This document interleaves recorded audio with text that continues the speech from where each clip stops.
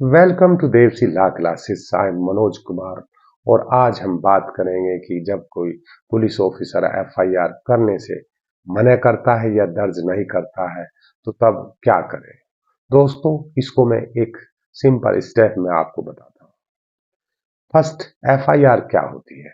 FIR first information report यानी प्राथमिक सूचना दर्ज। ये कब की जाती है? जब कोई संज्ञेय मामला होता है, कॉग्निजेबल केस होता है। सीआरपीसी की सेक्शन 154 की में संज्ञेय मामलों में एफआईआर दर्ज की जाती है और असंज्ञेय मामलों में यानी नॉन कॉग्निजेबल केस में कंप्लेंट दर्ज होती है जो सेक्शन 155 में दर्ज होती है। दोस्तों, कहीं पर ये ऑनलाइन भी दर्ज की जाती है, लेकिन अभी पूरे देश में ये सिस्टम पूरा तौर से नहीं हुआ है।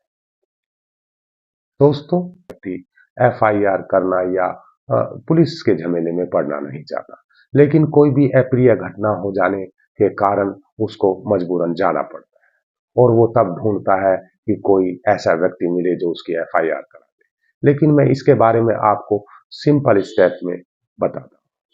इस पर जाने से पहले दोस्तों, यदि आपको अच्छा लगता है तो मेरे चैनल देवसी लॉ क्लासेस को सब्सक्राइब करें, लाइक करें, ताकि कानून से जुड़ी हुई जानकारी आपको समय समय पर मिलती रहे। जब भी कोई एफआईआर करने के लिए पुलिस स्टेशन जाता है तो आप मौखिक तौर पर अपनी जो कंप्लेन जो एफआईआर से जुड़ी बातें हैं, जो भी आपको दर्ज करना है, जिससे आप पीड़ित हैं, उसको दर्ज कराएं और जो वहां मौजूद जो भी राइटिंग में रिड्यूस कर रहा है स्टेशन हाउस ऑफिसर, उसको वो पढ़ करके सुनाएंगे कि ये लिखा गया है। यदि आपको लगता है तो उसमें ऐड करा सकते हैं। उसके बाद आप सिग्नेचर या अंगूठे का इस्तेमाल करके उसमें आपको free of cost computerise copy मिलेगी जो एफआईआर दर्ज होने की आपको एक साइन होगा। दोस्तों, लेकिन मैं ये सजेस्ट करूंगा कि आप दो प्रतियों में अपनी जो प्राथमिक आवेदन है उसको लेकर जाएं, एक पर रिसीव कराएं और आपको free of cost computerise copy मिलेगी। लेकिन यदि ऐसा नहीं होता, कोई भी आपको ऐसा लगता है कि आपकी एफआईआर दर्ज नहीं हुई या एफआईआर पर काम नहीं कर रहा, तो आप सेक्शन 154 की सब सेक्शन 3 में भी प्रावधान है कि आप सीनियर ऑफिसर को, जो लोकल एसपी है, उसको आप अप्रोच कर सकते हैं और वहां जाकर के या फिर स्पीड पोस्ट द्वारा उसको भेज सकते हैं अपना आवेदन। ऐसा करने पर तो आपकी एफआईआर दर्ज हो जाएगी। लेकिन फिर भी नहीं होती तो आपको मैं सजेस्ट करूंगा कि आप वहां से जाएं और वहां पर बहस न करें और जा करके आप उसकी स्पीड पोस्ट से उसी जो दरोगा या एसपी को भेज दे कि सर इस समय मैं यहाँ पर गया था, क्योंकि वहां जीडी में भी आपका दर्ज होता है कि इस समय ये है और सीनियर ऑफिसर को जो भी बताया जाता है कि एफआईआर दर्ज हुई है इस मामले और तब आपका हो जाएगा। और यदि तब भी नहीं होता तो आप इसकी आरटीआई लगा सकते हैं।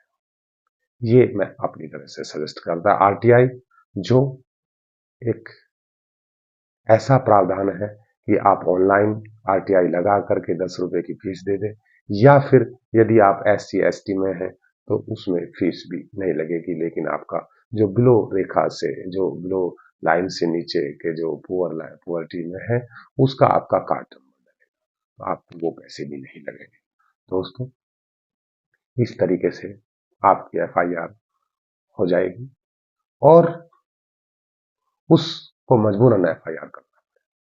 लेकिन यदि ऐसा नहीं होता है तो आप सेक्शन 156 की सब सेक्शन 3 में कोर्ट के थ्रू जा करके उसमें आवेदन कर सकते हैं, वहां पर कंप्लेंट दर्ज करा सकते हैं और जुडिशियल मजिस्ट्रेट जो है थाने को देगा कि इसकी इन्वेस्टिगेशन करके इसका दर्ज करें, तो आपकी वहां पर दर्ज हो जाएगी।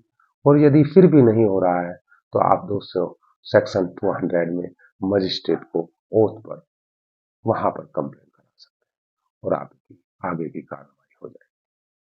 दोस्तों, इस तरीके से आपकी कार्रवाई होगी और यदि कोई पुलिस ऑफिसर फिर भी कोर्ट के कानून का उल्लंघन करता है तो 166 ए में प्रावधान है कि उसको ऐसा करने में सजा भी और कॉस्ट भी लगेगी और ये कम से कम 6 महीने की सजा और 2 साल तक बढ़ाई जा सकती है।